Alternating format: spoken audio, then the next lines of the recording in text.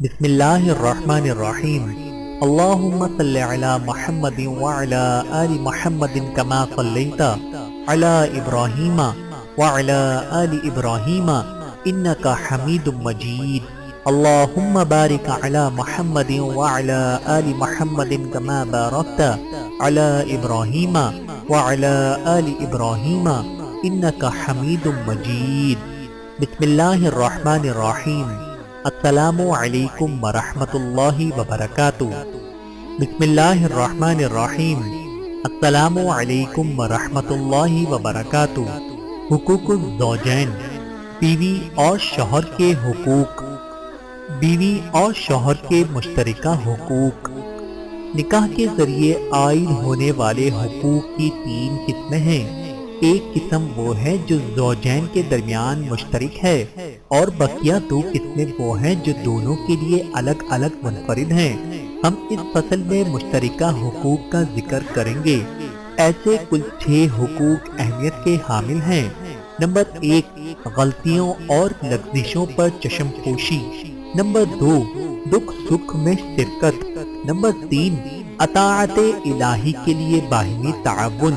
Number 4، رازوں کی حفاظت۔ Number 5، ایک دوسرے کے لیے زیب و زینت۔ نمبر 6، جنسی حقوق کی ادائیگی۔ ہم آئندہ سطروں میں مندرجہ بالا حقوق پر تفصیل کے ساتھ دلائل کی روشنی میں گفتگو کریں گے۔ پہلا حق، غلطیوں اور لغزشوں پر چشم پوشی۔ میاں بیوی کو ایک دوسرے کی غلطیاں نظر انداز کرنی چاہیے، غلطی خواہ زبان کی ہو یا عمل کی۔ اگر اس کا مقصد برا نہیں اور وہ انجانے میں ہوئی ہے تو وہ بھول جانے کے قابل ہے۔ سوچنے کی بات ہے کہ کبھی ایسا وقت بھی آتا ہے جب انسان کو خود اپنے آپ پر اپنی ہی غلطی کی وجہ سے غصہ آتا ہے، لیکن اس وقت وہ کیا کرتا ہے؟ ظاہر ہے کہ برداشت کرتا ہے اور عذر تلاش کرتا ہے۔ مثلاً کہیں بولنا ہو اور چپ رہ جائے، طاقت دکھانی ہو اور کمزور پڑ جائے، برداشت کرنا ہو مگر غصے میں آ جائے۔ ان حالات میں آدمی کو اپنے آپ پر غصہ آتا ہے مگر اسے برداشت کرتا ہے۔ اسی طرح میاں بیوی بھی 2 خالد ایک جان ہوتے ہیں۔ اگر کسی کو دوسرے کی غلطی پر اپنی غلطی سمجھنی چاہیے، نیک نیتی، خوش گمانی اور دلوں کی محبت کے ساتھ ایک دوسرے کے لیے عذر تلاش کرنی چاہیے اور تحمل کرنا چاہیے۔ شوہر اگر بیوی کو غصے میں دیکھے تو خود غصے میں آنے کے بجائے غصہ پی جائے، اسی طرح بیوی بھی کرے۔ البتہ بیوی کو شوہر کے حقوق کا خیال رکھتے ہوئے اس نصیحت پر مرد سے زیادہ عمل پیرا ہونا چاہیے۔ ابو درداء رضی اللہ تعالی عنہ نے اپنی بیوی سے وہ عظیم بات کہی تھی جو سنہری حرف میں لکھنے کے قابل ہے۔ آپ نے کہا، اگر تو مجھے غصے میں دیکھنا تو راضی کر لینا، اور جب میں تجھے غصے میں دیکھوں گا تو راضی کر لوں گا۔ یعنی تو مجھے ناراض دیکھنا تو منا لینا، اور تجھے روٹھنے پر میں منا لوں گا۔ اس کے بغیر گزارا اور نبھا مشکل ہے۔ دوسرا حق، دکھ سکھ میں شرکت۔ محبت نہ ہی آسمان سے اترتی ہے اور نہ ہی زمین سے ابلتی ہے۔ اگر ہم خود اسے اپنے دل میں پیدا نہیں کریں گے اور محبت کو پروان دینے اور نشوونما پہنچانے والے اسباب کو اختیار نہیں کریں گے تو یہ چیز پیدا نہیں ہوگی۔ غزوہ بدر کے قیدیوں کو فدیہ لے کر آزاد کرنے کی وجہ سے اللہ کا عذاب نازل ہونے پر رسول اللہ صلی اللہ علیہ وآلہ وسلم اور ابوبکر رو رہے تھے۔ اپنے ان 2 محبوب ساتھیوں کو روتے دیکھ کر عمر نے کہا، اے اللہ کے نبی، مجھے بتائیے کہ آپ اور آپ کے ساتھی کیوں رو رہے ہیں؟ اگر مجھے بھی رونا آیا تو روؤں گا، ورنہ رونی جیسی صورت بناؤں گا، اور آپ دونوں کے رونے کی وجہ سے میں بھی زبردستی رونے کی کوشش کروں گا۔ بحوالہ صحیح مسلم۔ اس واقعہ کا قابل غور پہلو یہ ہے کہ عمر نے اپنی محبت اور ایمانی رشتہ اخوت کی بنا پر ان کے غم میں شریک ہونا چاہا، تو پھر ایسی محبت کے حقدار میاں بیوی سے بڑھ کر اور کون ہوں گے جس میں دکھ سکھ میں شرکت کی تڑپ ہو۔ باہمی الفت و محبت اور امداد و تعاون کی بنیاد پر گھر اور جملہ اہل خانہ شاد آباد ہوتے ہیں، بصورت دیگر نفرت و کراہت کی بنیاد پر ویران و برباد ہو جاتے ہیں۔ لہذا میاں بیوی کو تنگی و فراخی، مشکلات و آسانی، ہر حالت میں غموں کو دور کرنے اور فرحت و سرور پیدا کرنے میں ایک دوسرے کا تعاون کرنا چاہیے۔ تیسرا حق، اطاعت الہی کے لیے باہمی تعاون۔ ایک بار صحابہ کرام نے رسول اللہ صلی اللہ علیہ وآلہ وسلم سے پوچھا، اگر ہمیں معلوم ہوتا کہ کون سا مال سب سے بہتر ہے تو ہم اسے اپنا لیتے۔ آپ نے فرمایا، سب سے بہتر مال ذکر کرنے والی زبان، شکر کرنے والا دل اور صاحب ایمان بیوی ہے جو ایمان پر مرد کی معاون اور مددگار ہو۔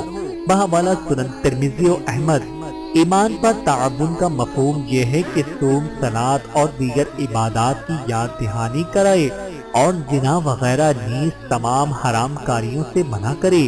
اللہ کے رسول نے فرمایا، جب کوئی مرد رات میں اپنی بیوی کو بیدار کرتا ہے پھر دونوں ایک ساتھ 2 رکعت صلاۃ ادا کرتے ہیں تو بکثرت اللہ تعالیٰ کا ذکر کرنے والے مردوں اور بکثرت ذکر کرنے والی عورتوں میں ان دونوں کا نام لکھ دیا جاتا ہے۔ بحوالہ سنن ابی داؤد و حاکم۔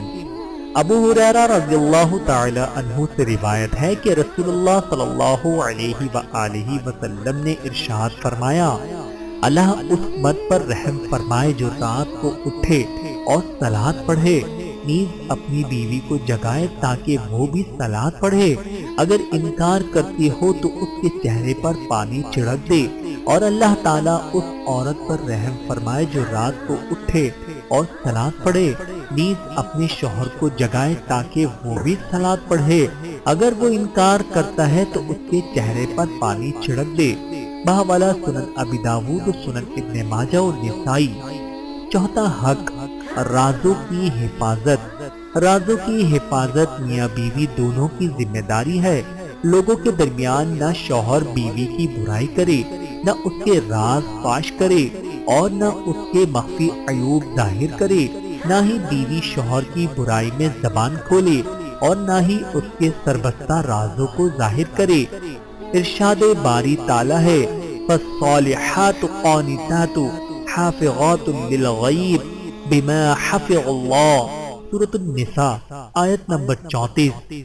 ترجمہ، نیک عورتیں وہ ہیں جو فرما بردار اور خاوند کی عدم موجودگی میں اللہ کی حفاظت میں مال و آبرو کی حفاظت کرنے والی ہوں۔ حفاظت کے معاملے میں بیوی کی ذمہ داریاں زیادہ نازک اور زیادہ عظیم ہیں۔ اسے زنا سے بچ کر اپنے آبرو کی حفاظت کرنی ہے، راز چھپا کر گھریلو معاملات کی حفاظت کرنی ہے، ہر قسم کی بدنامی سے دور رہ کر نیک نامی کی حفاظت کرنی ہے۔ زوجین کا سب سے اہم راز وہ ہے جو ان کے جنسی تعلقات سے متعلق ہے۔ جس عمل کے نتیجے میں بچے کی ولادت ہوتی ہے اس کا افشا قطعی حرام ہے۔ رسول اللہ صلی اللہ علیہ وآلہ وسلم نے فرمایا، قیامت کے دن اللہ کے ہاں سب سے بدتر درجے کا شخص وہ ہوگا جو اپنی عورت سے ملاپ کرنے اور عورت اس سے ملاپ کرے، پھر وہ شوہر بیوی کے راز کو پھیلائے۔ بحوالہ صحیح مسلم۔ راز کے پھیلانے کا مفہوم یہ ہے کہ دوستوں میں مزے لے لے کر بیان کرے۔ ظاہر ہے کہ بند کمرے کی وہاں جب کسی سے زبانی طور پر بیان کر دی گئی تو گویا اسے اس کی تصویر دکھا دی گئی اور وہ عمل اس کے سامنے انجام دیا گیا، لہذا اب راز نہیں رہا۔ اسماء بنت یزید رضی اللہ تعالی عنہا فرماتی ہیں کہ ایک بار وہ رسول اللہ صلی اللہ علیہ وآلہ وسلم کی مجلس میں تھی اور وہاں بہت سی عورتیں اور مرد بیٹھے تھے کہ آپ نے فرمایا، شاید تم میں سے بعض مرد اپنی بیوی کے ساتھ جو کچھ کرتے ہیں دوسروں سے بیان کر دیتے ہیں، اور شاید بعض عورتیں بھی اپنے شوہروں کے ساتھ جو کچھ کرتی ہیں بیان کر دیا کرتی ہیں۔ لوگ خاموش رہے۔ اسماء رضی اللہ تعالی عنہا بول پڑی، ہاں اللہ کی قسم اے اللہ کے رسول، یقیناً عورتیں بھی ایسا کرتی ہیں اور بے شک مرد بھی ایسا کرتے ہیں۔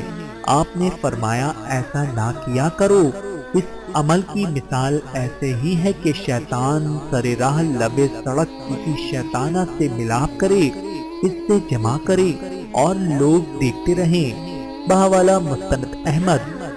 پانچواں حق، ایک دوسرے کے لیے زیب و زینت۔ زینت، سجاوٹ اور بناؤ سنگھار کے بہت سارے سامان اللہ تعالیٰ کی طرف سے ایک گرہ قدر نعمت ہیں۔ ان کا استعمال نہ صرف حلال ہے بلکہ قرآن نے انہیں حرام ٹھہرانے کی کوشش کرنے والوں کی سرزنش کی گئی ہے۔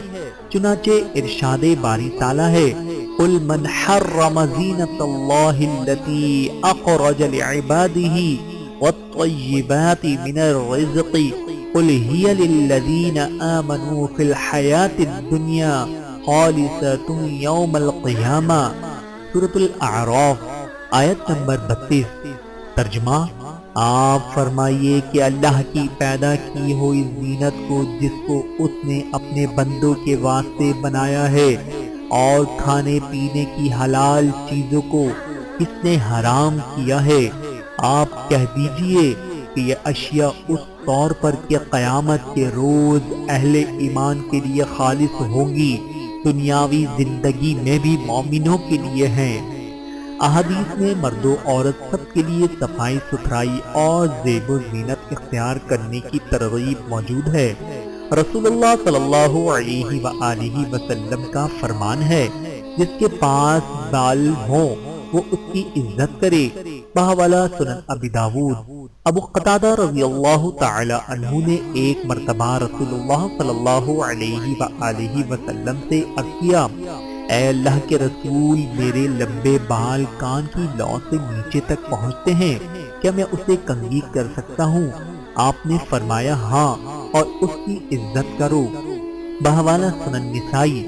اللہ کے رسول نے ایک بار ارشاد فرمایا، جنت میں وہ شخص داخل نہیں ہو سکتا جس کے دل میں ذرہ برابر بھی کبر ہو۔ ایک شخص نے پوچھا، ایک آدمی چاہتا ہے کہ اس کے کپڑے اچھے ہوں اور اس کے جوتے اچھے ہوں، کیا یہ بھی کبر ہے؟ آپ نے فرمایا نہیں، اللہ خوبصورت ہے، خوبصورتی سے محبت رکھتا ہے۔ بحوالہ صحیح مسلم۔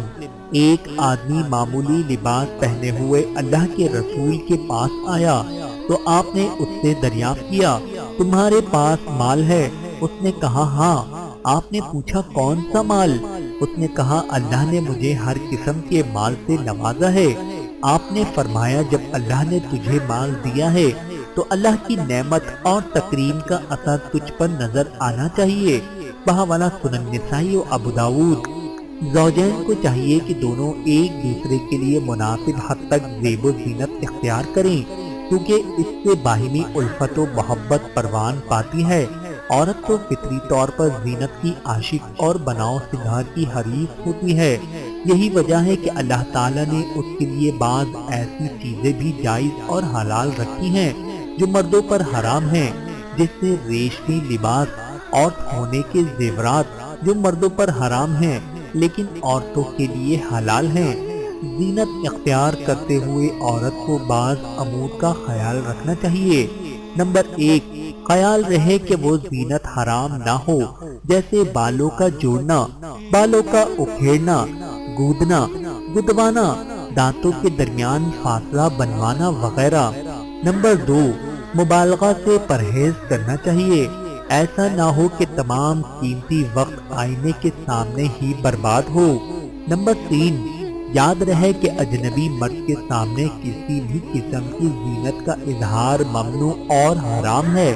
باہمی الفت و محبت پیدا کرنے میں بناؤ سنگھار کی تاثیر اور اس کی اہمیت کا اشارہ اس حدیث پاک سے ملتا ہے، جس میں نبی کریم صلی اللہ علیہ وآلہ وسلم نے سفر سے واپسی کے وقت اپنے صحابہ کرام کو مخاطب کر کے ارشاد فرمایا، ذرا ٹھہرو، گھروں کے شام میں پہنچو تاکہ براگندہ بال عورت کنگھی کر لے اور جس کا خاوند غائب تھا پاکی حاصل کر لے، یعنی زیر ناف وغیرہ صاف کر لے۔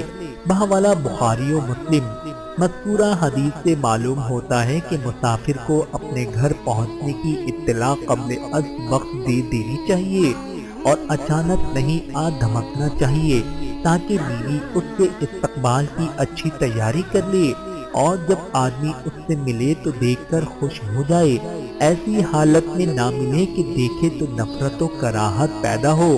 اور اس حدیث سے یہ بھی معلوم ہوتی ہے کہ شوہر کی موجودگی میں بیوی کو ہمیشہ بن سنور کر رہنا چاہیے، بنا و سنگھار صرف غیر موجودگی ہی میں چھوڑنا چاہیے۔ صحابہ کرام اور صحابیات میں یہ بات نہایت معروف تھی۔ اسی بنا پر عائشہ رضی اللہ تعالی عنہا نے جب عثمان بن مظعون کی بیوی کو بنا و سنگھار کے بغیر دیکھا تو پوچھا عثمان موجود ہے یا غائب؟ جواب دیا کہ عثمان کو نہ ہی دنیا سے کوئی مطلب ہے اور نہ ہی عورتوں سے کوئی رغبت۔ چنانچہ عائشہ رضی اللہ تعالی عنہا نے یہ بات رسول اللہ صلی اللہ علیہ وآلہ وسلم کو بتائی تو آپ نے عثمان سے کہا، اے عثمان، کیا تمہارا ابھی اسی پر ایمان ہے جس پر ہمارا ایمان ہے؟ آپ نے فرمایا ہاں اے اللہ کے رسول۔ تو آپ نے فرمایا کیا تمہارے لیے ہمارے اندر اسوہ اور نمونہ نہیں؟ بحوالہ مسند احمد۔ قابل غور یہ ہے کہ جب عائشہ رضی اللہ تعالی عنہا نے انہیں سنگار کے بغیر دیکھا تو فوراً اسے شوہر کی غیر موجودگی سے جوڑ دیا، کیونکہ ان کے دل و دماغ میں یہ مفہوم راسخ تھا کہ جب تک شوہر گھر پر موجود ہو عورت ہمیشہ صفائی ستھرائی اور زیب و زینت کے ساتھ رہتی ہے۔ بیوی کو چاہیے کہ ہمیشہ اپنے شوہر کو خوش کرنے کی کوشش کرے۔ جب شوہر گھر میں داخل ہو تو بن سنور کر ہنستے مسکراتے اس کا استقبال کرے، کاموں کی کثرت کا نام لے کر تھکاوٹ ظاہر نہ کرے، کسی بات پر نفرت کا اظہار نہ کرے، آگے بڑھ کر اس کا سامان ہاتھ میں لے، کپڑے بدلنے اور جوتے موزے اتارنے میں اس کی مدد کرے، گھر میں پہننے والے لباس لا کر دے۔ ان باتوں سے شوہر کو خوشی حاصل ہوگی اور وہ ایسی بیوی پا کر سعادت محسوس کرے گا۔ آج کل کی اکثر عورتوں کا حال یہ ہے کہ شوہر جب گھر پر پہنچتا ہے تو تنگ و ولی کے ساتھ گندے کپڑوں میں تھکی ماندی زبان پر شکوے شکایات کے ساتھ شوہر کا استقبال کرتی ہیں، یا پھر کھانا پکانا دیر سے شروع کرنے کی وجہ سے اسی میں لگی رہتی ہیں، شوہر کا اتنا پرتپاک انداز میں استقبال نہیں کرتی جس طرح اپنی سہیلیوں کا استقبال کرتی ہیں۔ یہی ساری باتیں شوہر کی نفرت کی بنیاد بن جاتی ہیں۔ گھر سجانے پر تو بڑی توجہ ہوتی ہے مگر گھر والے ہی کو بھول جاتی ہیں۔ ایک ماں نے شادی کے وقت اپنی بیٹی کو بڑی اہم نصیحت کی تھی۔ اس نے کہا تھا، بیٹی بدن کی صفائی میں غفلت نہیں کرنا، صفائی تیرے چہرے کو منور و چمکدار اور تیرے شوہر کو تیرا عاشق بنائے گی، تجھے بیماریوں سے بچائے گی اور جسم کو طاقتور رکھے گی۔ گندی عورت سے طبیعت کو نفرت ہوتی ہے، کان اور آنکھ اس سے اچٹ جاتے ہیں، نہ اسے دیکھنے کو جی چاہتا ہے اور نہ ہی اس کی بات سننے کو۔ شوہر کا جب بھی سامنا کرنا تو اس حال میں کرنا کہ تیرا شوہر شگفتہ ہو اور تیرے لبوں پر مسکراہٹ کھیل رہی ہو۔ مسکراتا چہرہ ہی محبت کی روح ہے۔ مرد کو بھی اپنی بیوی کے لیے ہر وقت زینت اختیار کرنی چاہیے جو اسلامی شریعت میں جائز اور اس کی مردانگی کے شایان شان ہو۔ مثلاً چاندی کی انگوٹھی پہنے، اتنے لمبے بال رکھے جو کندھے تک پہنچتے ہوں، کنگھی کرے اور مانگ نکالے، بالوں کی عزت کرے لیکن اسی کو صبح و شام کا مشغلہ نہ بنا لے، بالوں کی سفیدی کو سیاہی کے علاوہ سرخ یا زرخاب سے بدل لے، خوشبودار استعمال کرے، مسواک کرے اور سرما لگائے۔ البتہ زینت کی خاطر کوئی حرام قطن نہ کرے، مثلاً داڑھی نہ مونڈے، سونے کی انگوٹھی یا سونے کی چین نہ پہنے، ریشم نہ پہنے، کپڑوں کو ٹخنوں سے نیچے نہ لٹکائے۔ یہ تمام امور اسلامی شریعت نے مردوں پر حرام قرار دیے ہیں۔ زینت کے معاملے میں شریعت نے تنگی نہیں کی ہے، ہاں اصلاح کی خاطر اور فساد سے بچانے کے لیے چند معمولی قیود اور پابندیاں رکھی ہیں اور پھر آزادی بخشی ہے۔ اللہ تعالیٰ فرماتا ہے، یا بنی آدم خذوا زینتکم عند کل مسجد وکلوا واشربوا ولا تسرفوا انہ لا يحب المسرفین۔ سورۃ الاعراف آیت نمبر 31۔ ترجمہ: اے اولاد آدم، تم مسجد کی ہر حاضری کے وقت اپنا لباس پہن لیا کرو اور خوب کھاؤ اور پیو اور حد سے مت نکلو، بے شک حد سے نکل جانے والوں کو اللہ تعالیٰ پسند نہیں کرتا۔ نبی کریم صلی اللہ علیہ وآلہ وسلم فرماتے ہیں، کھاؤ اور پیو، پہنو اور صدقہ کرو، اسراف اور تکبر سے بچ کر۔ بحوالہ بخاری شریف۔ اسلام لباس اور زینت تمام معاملات میں اعتدال کا حکم دیتا ہے، فخر و مباحات اور کبر و غرور سے روکتا ہے، کیونکہ یہ چیزیں انسان کے دین و دنیا دونوں کے لیے مضر ہیں۔ اللہ تعالیٰ سے دعا ہے کہ اللہ تعالیٰ ہم سب کو سمجھنے کی اور عمل کرنے کی توفیق عطا فرمائے۔ آمین ثم آمین۔